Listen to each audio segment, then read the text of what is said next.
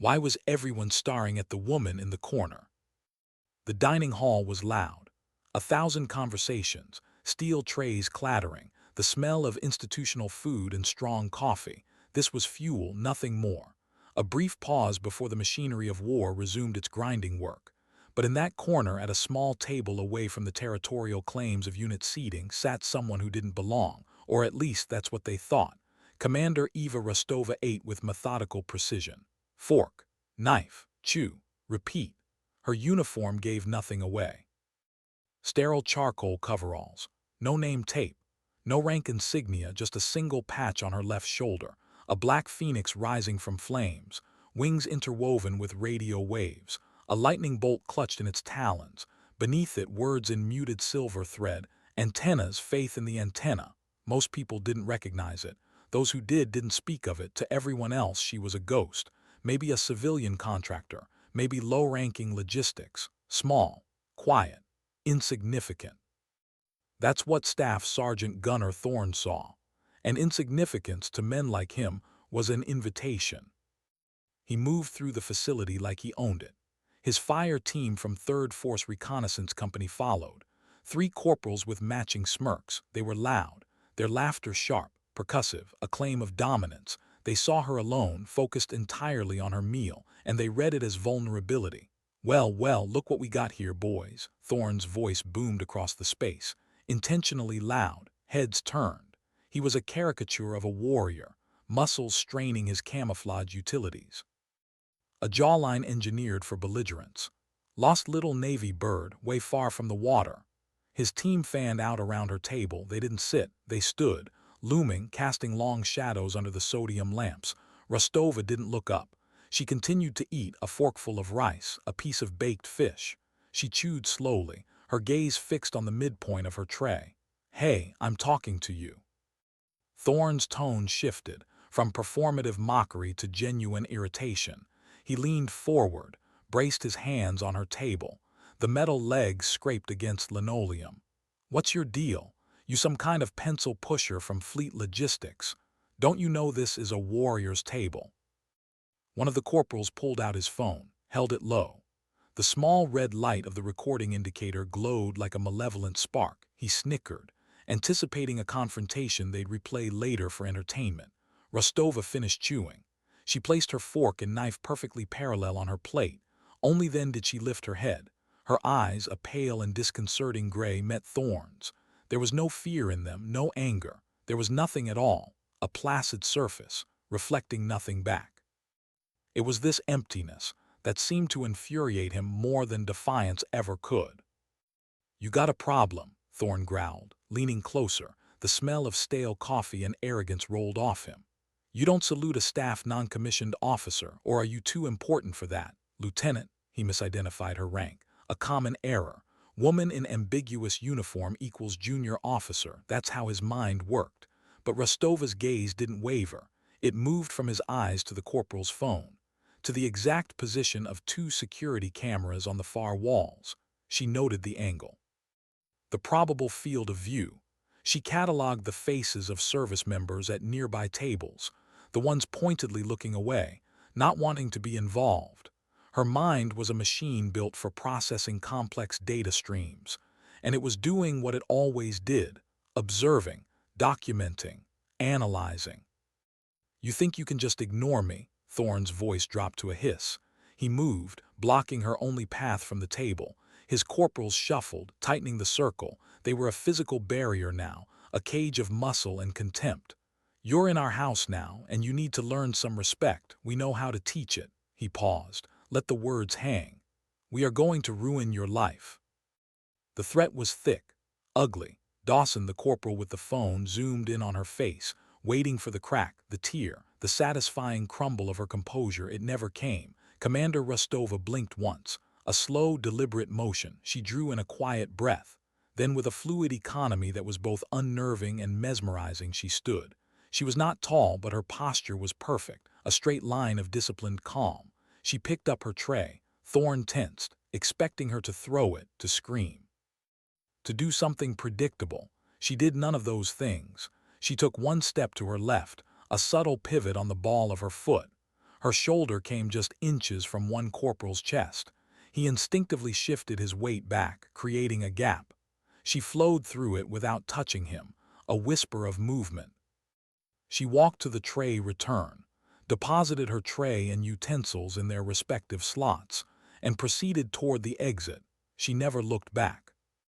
Behind her, the Marines stood in a confused cluster. Their planned confrontation had fizzled, leaving them with nothing but stale adrenaline and aborted fight. Thorne's face was a mask of thunderous fury. He had expected a reaction, a victory. Instead, he had got nothing. He had been dismissed. "Yeah, you better walk away," he yelled at her retreating back, his voice a hollow echo of its earlier confidence. Dawson stopped recording, a disappointed frown on his face. "Well, that was boring, Staff Sergeant." Thorne's eyes narrowed. "No, it's not over. She'll file a report, I guarantee it. We'll just have to file one first." He was already scripting the narrative in his head. A belligerent, unstable officer, a threat to good order and discipline. His word, the word of a Force Recon Marine, against hers. He had no doubt whose story they would believe. But there was something he didn't know, something none of them knew. Commander Rostova wasn't going to her quarters. She wasn't going to vent to a friend. She was walking directly to the Provost Marshal's office, the base military police station. The master-at-arms on duty looked up from his screen. "Board, can I help you, ma'am?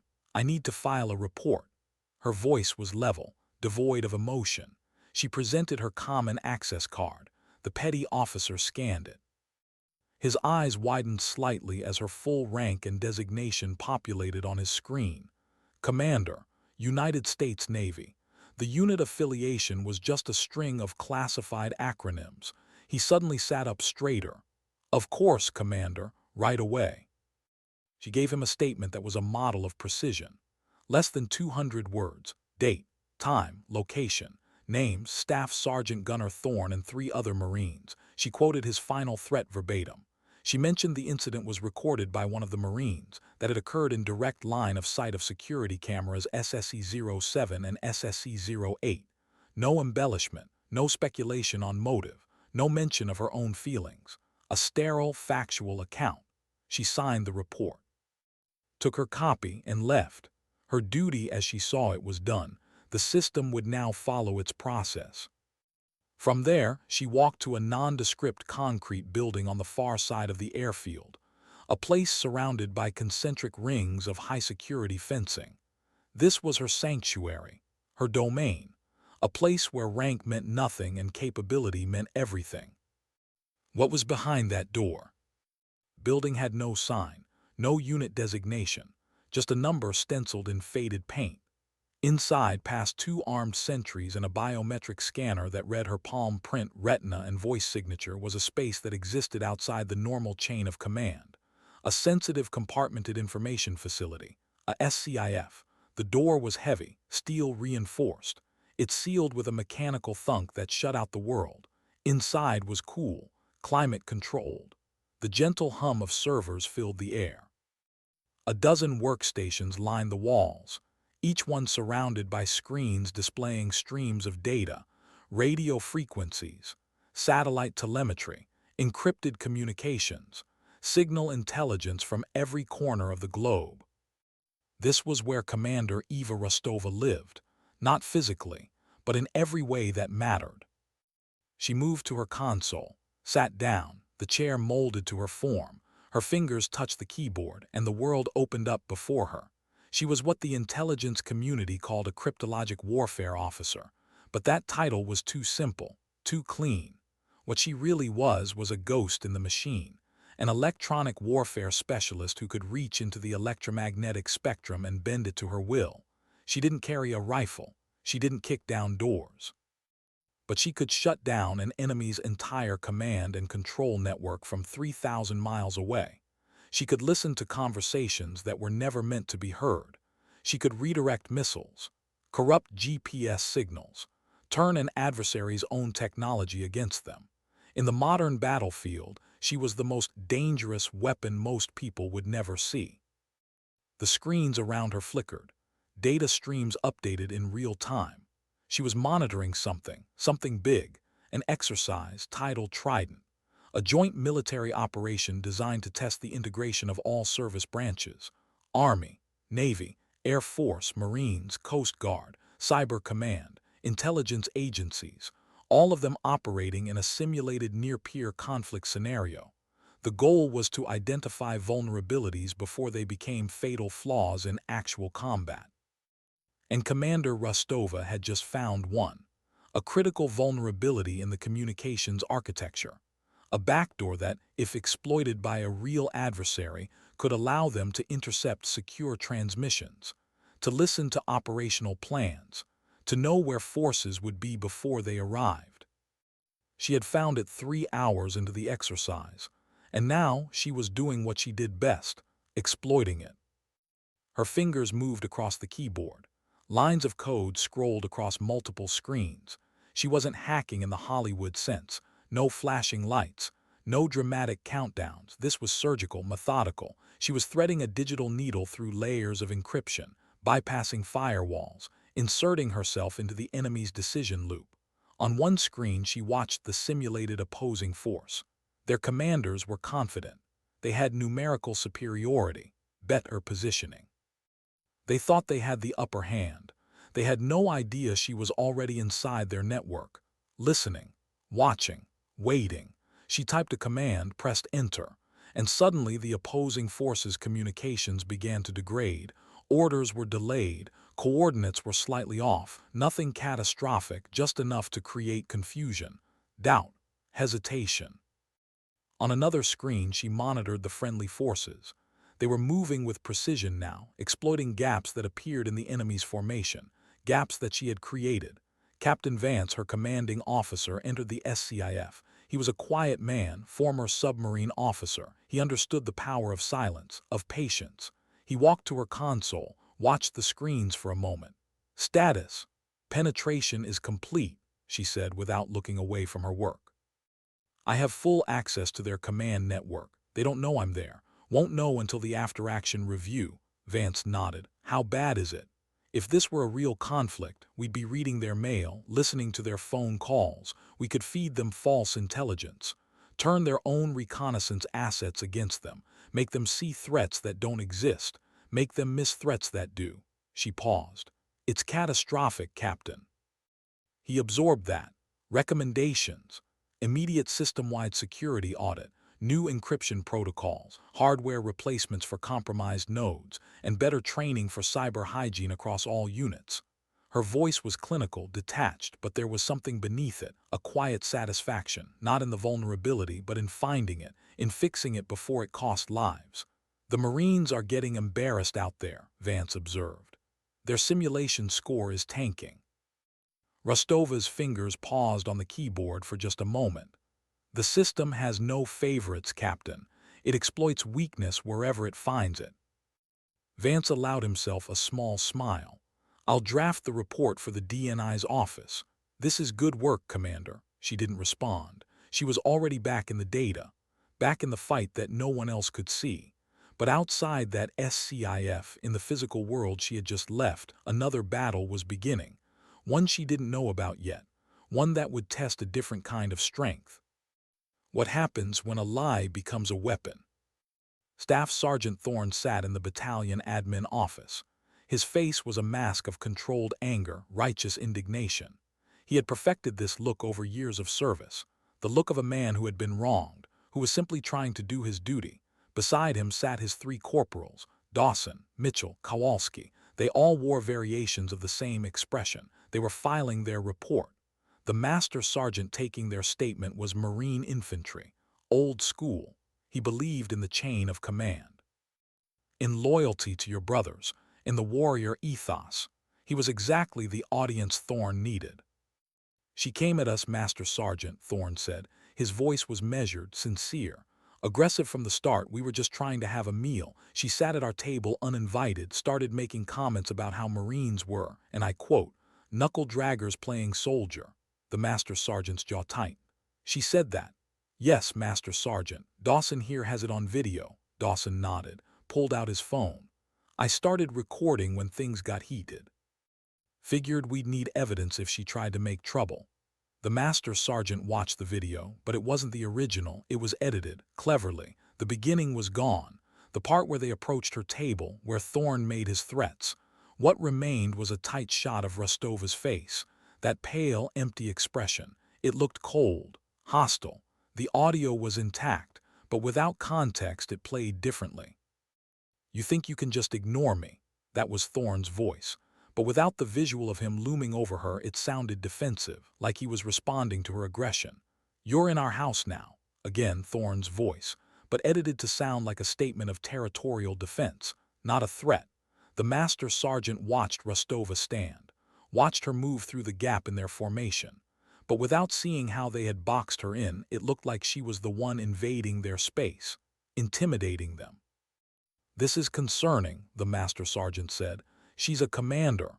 "Yes, master sergeant, Navy, some kind of intel weenie, we think. Acts like she's too good to interact with the warfighters." Thorne was good at this. He had learned long ago that the truth was irrelevant. What mattered was the story, and the story he was telling was one his audience wanted to believe. Officer disrespects enlisted. Navy looks down on Marines. The narrative practically wrote itself. "We tried to de-escalate," Thorne continued, "but she was looking for a confrontation. I think she's unstable, Master Sergeant. Might be a threat to good order and discipline." The Master Sergeant took their statements, documented their version of events, filed it officially, and just like that, Thorne's lie was in the system, on paper, with video evidence. 4 Marines swearing to the same story. He left the admin office feeling confident, victorious.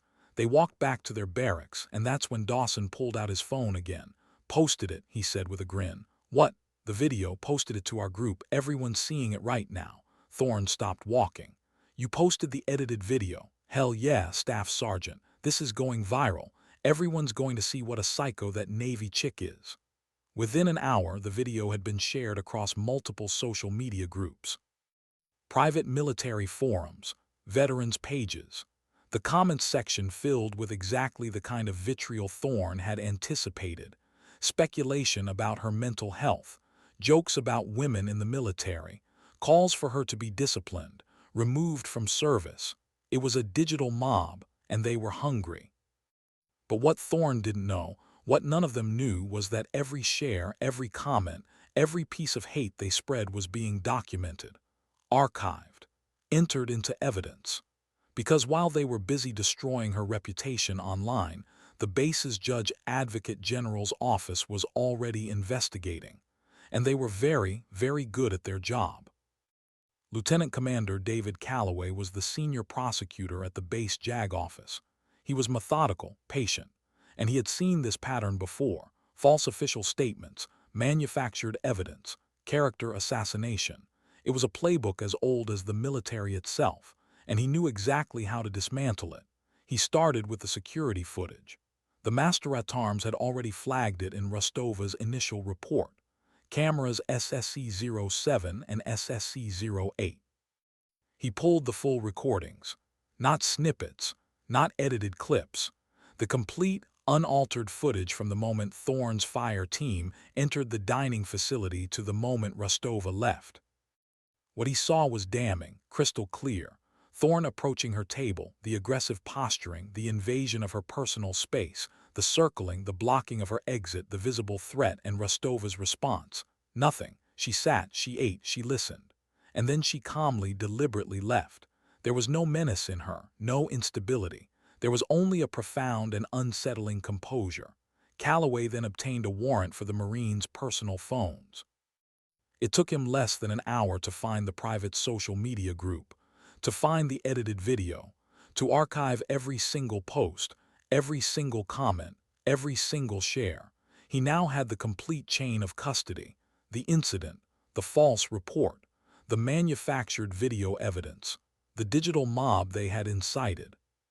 It was an open and shut case.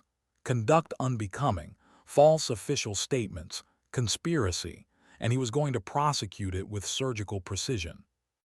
How do you win a war no one else can see? While the investigation churned through its bureaucratic machinery, Commander Rostova was back in the SCIF, back in her element, Tidal Trident was in its final phase. 72 hours of continuous operations. No breaks, no sleep, just the relentless grind of simulated combat. The opposing force had adapted. They had identified some of the network vulnerabilities she'd exploited. They were changing frequencies, rotating encryption keys, implementing better operational security. They were learning. That was good. That was the point. But Rostova was 3 steps ahead. She wasn't just penetrating their systems anymore. She was teaching them to see ghosts. False radar signatures appeared on their screens. Phantom aircraft, phantom ships. Their commanders had to make decisions, commit resources to intercept threats that didn't exist. And while they chased shadows, the real forces moved undetected. She watched it unfold on her screens, the enemy scrambling, confused, their confidence eroding, their cohesion fracturing. This was the art of electronic warfare. Not destruction, deception. Make them doubt their own eyes, their own instruments. Make them second-guess every piece of information. And when they stopped trusting their data, they stopped being effective. Captain Vance entered the SCIF with another officer, a Marine colonel she didn't recognize. "Commander Rostova," Vance said, "this is Colonel Briggs. He's the exercise director for the opposing force." The colonel's face was grim, but there was something else in his eyes, respect, maybe even a hint of fear. "Commander," he said with a nod, "I need to understand what you're doing to my forces, because from where I'm sitting, you just won this entire exercise single-handedly." Rostova turned from her screens, met his gaze with that same empty calm. "I'm exploiting vulnerabilities in your communications architecture, Colonel, injecting false data, creating uncertainty. It's standard electronic warfare doctrine." The colonel's voice was quiet, dangerous. "Commander, my best intel officers can't figure out how you're doing this. My cyber teams can't find your access points. My signals intelligence can't even detect your presence. You've turned my entire command structure into a liability if this were real combat." He didn't finish the sentence. He didn't have to. "If this were real combat, Colonel, your forces would already be dead, and you'd never know why." Her voice was matter of fact. No arrogance, no gloating, just truth. The colonel absorbed that. Then he did something unexpected. He smiled. "You're terrifying, Commander, in the best possible way. My Marines need to understand what you just did to them. Will you brief them after the exercise concludes?"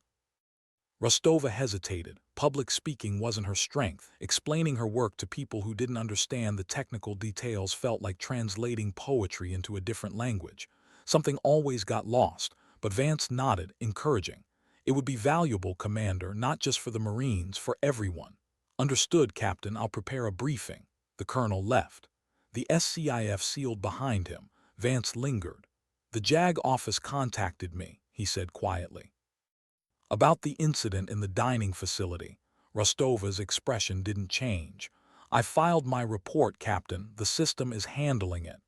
They want you to know they're taking it seriously. They've seen the security footage. They know what really happened." "Good."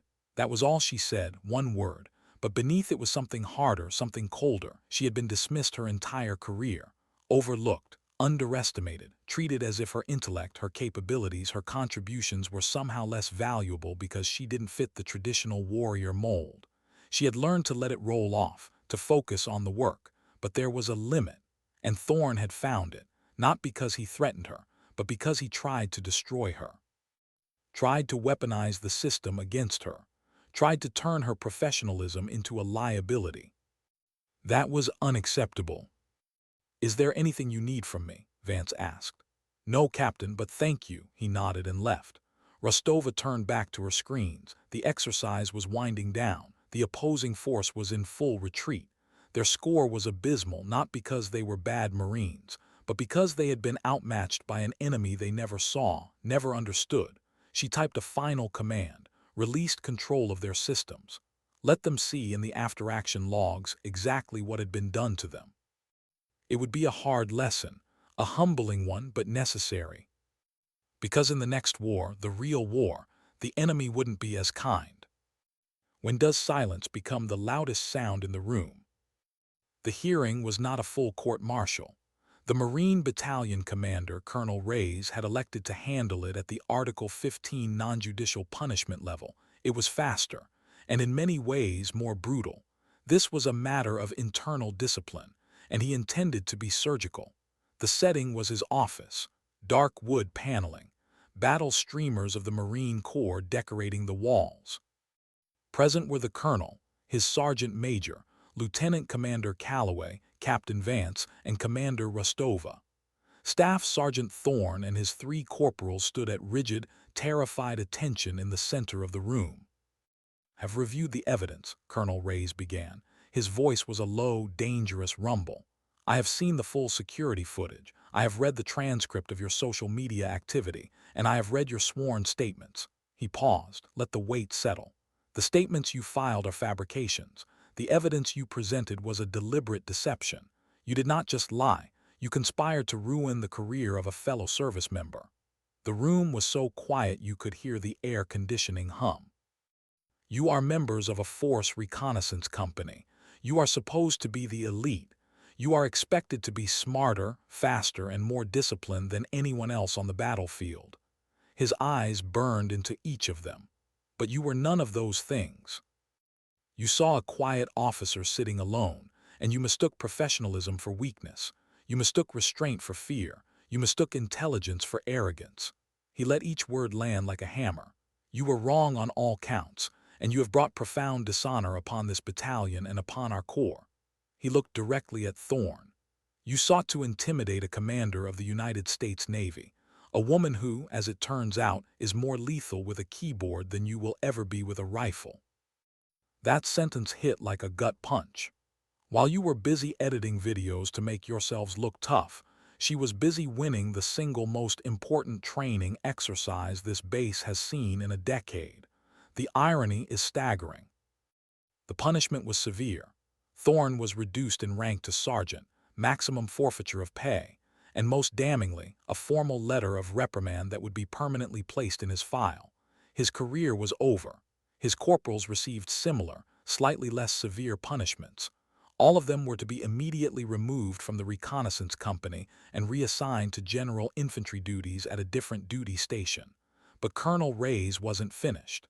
"This will not be handled behind closed doors. The disrespect was public. The correction will be public." The next morning, the entire battalion was called to special formation on the main parade deck. The air was crisp and cool. Commander Rostova was invited to attend. She stood beside the colonel on the reviewing platform. She wore her service dress whites, her rank clearly visible on her sleeves, the gold stripes catching the morning sun. Colonel Reyes addressed his Marines, his voice amplified by the speaker system. He explained in blunt, unambiguous terms what Sergeant Thorne and his men had done. He spoke of honor, of respect, of the profound failure of leadership and character they had demonstrated. He made it clear their behavior would not be tolerated, that the culture of casual arrogance that allowed it would be excised from his battalion. Then he ordered Sergeant Thorne to the front. Thorne, his face pale and his movements stiff, marched to the center of the parade deck. He halted directly in front of Commander Rostova. "Sergeant Thorne," the colonel's voice commanded, "you will render a formal apology to Commander Rostova." Thorne swallowed hard. His voice, when it came, was a choked whisper. "Commander, I apologize for my actions. My behavior was unprofessional and unacceptable. There is no excuse." Then came the final ritual. "You will surrender your insignia." With trembling fingers, Sergeant Thorne reached up and undid the Velcro on his left sleeve. He peeled off the black and gold patch of the Force Reconnaissance Company, the symbol of his identity, the culmination of his life's ambition. He held it out flat in his palm, offering it to Rostova. It was a gesture of total surrender, an admission that he was no longer worthy to wear it in her presence. The entire battalion held its breath. Rostova looked at the patch resting in his hand. She looked at Thorne's downcast eyes. Then she looked past him, at the assembled formation of Marines. She gave a single, almost imperceptible nod to the colonel. She did not take the patch. It was not a trophy she wanted or needed. The institutional correction was the only thing that mattered. She executed a flawless about-face, and walked away from the platform. As she did, a sound broke the silence, the sharp, percussive slap of a hand hitting a rifle stock. One of the corporals from the dining facility, Dawson, had broken from formation, snapped to the position of attention, rendering her the most precise salute of his young life. His eyes were locked on her, an expression of dawning, horrified respect on his face. A moment later, another Marine saluted, then another. It spread through the ranks, a silent, spontaneous wave of acknowledgement. The first salute offered upward by those whose culture had once mocked her. What does victory look like when you never wanted the fight? Commander Rostova was back in the SCIF. The room was quiet again, the only sound the gentle hum of the servers. The screens around her displayed the familiar, placid blue of a peacetime globe, crisscrossed with faint, pulsing lines of data traffic. The normal low-grade static of global signals intelligence was a comforting presence. The hatch cycled open. Captain Vance entered. He walked over to her console, his footsteps silent on the sound-dampening floor. "The DNI's office called," he said quietly. "The director sends his personal commendations for your work during Tidal Trident. So does the Marine General," he said, and I quote, "Whatever she needs, she gets." Rostova did not turn from her screen. Her focus was already on a new problem, a subtle anomaly in the data stream from the South China Sea. It was a system vulnerability, Captain. The exercise was a penetration test. The vulnerability was identified. The threat was neutralized. A patch was implemented. The system is stronger now. She described the most complex electronic warfare engagement in recent history as if it were a routine software update. Vance watched her for a moment, a small smile playing on his lips. "And the other matter, Commander, the business with the Marines." A new encrypted mission folder blinked into existence on her primary display. Its icon was a simple, stark phoenix. She tapped the screen, opening the file. The next mission was already loading. Finally turned her head slightly, her pale gray eyes meeting his in the reflection of the screen. Correction was achieved. 2 words, but they carried weight, because that's what Rostova understood, that's what she had always understood. You don't fight for glory, you don't fight for recognition, you fight to correct, to fix what's broken, to make the system stronger than it was before.